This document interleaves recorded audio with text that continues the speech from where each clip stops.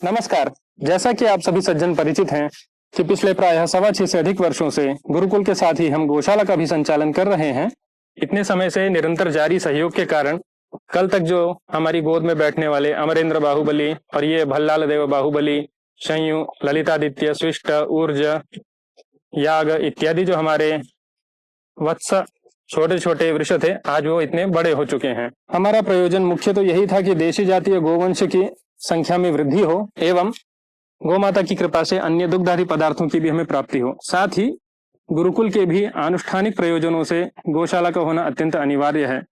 दोनों समय गौमाता के दूध से ही अग्निहोत्र होता है, उसके लिए उनको अग्निहोत्रशाला में ला करके ही दुहने का विधान है।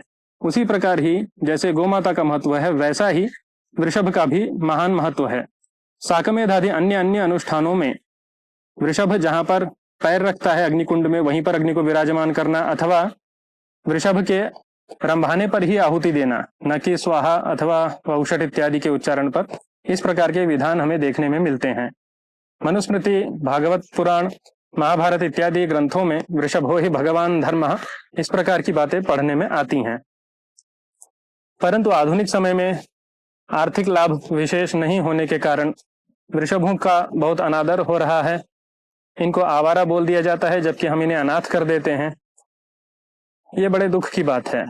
इसी क्रम में वृषोत्सर्ग नाम से एक अनुष्ठान का विधान पारस्कर आदि गृह्य सूत्रों में पढ़ने में आता है, जिसका उद्देश्य पहले गौवंश की वृद्धि के लिए तथा रुद्रादि देवताओं को, जो कि पशुपति हैं, उनको प्रसन्न करने के लिए, जिनका वाहन भी वृष है, उनको प्रसन्न करने के लिए यह अनुष्ठान किया जाता था।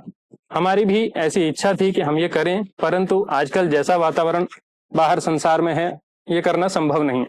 परंतु जिस प्रकार हम इन वृक्षों का पालन करते हैं प्रेम पूर्वक, उसी प्रकार यदि कोई सज्जन करना चाहे, और जिस प्रकार हम इनसे कोई अपेक्षा नहीं करते, इनका होना मात्र ही हमारे लिए प्रत्युपकार है, ऐसे ही यदि कोई व्यक्ति केवल इनको स्नेहवश रखना चाहता हो तो हमारा अनुष्ठान की दृष्टि से भी कार्य सिद्ध होगा एवं इनको भी दैव कृपा से इनकी वृद्धिमती जो संख्या हमारे पास है, उसका भी कुछ सदुपयोग हो सकेगा। अतः यदि आप ऐसी इच्छा रखते हो तो हमसे संपर्क करें। संपर्क सूत्र नीचे दिए गए हैं। धन आदि की अथवा अन्य किसी भी प्रकार की हमारी किसी से कोई अपेक्षा नहीं, केवल जैसा मैंने कहा, जैसा हम निरपेक्ष भाव से इनका पालन करते हैं, वैसा ही यदि आप कर सकें तो अवश्य ही हमसे संपर्क करें।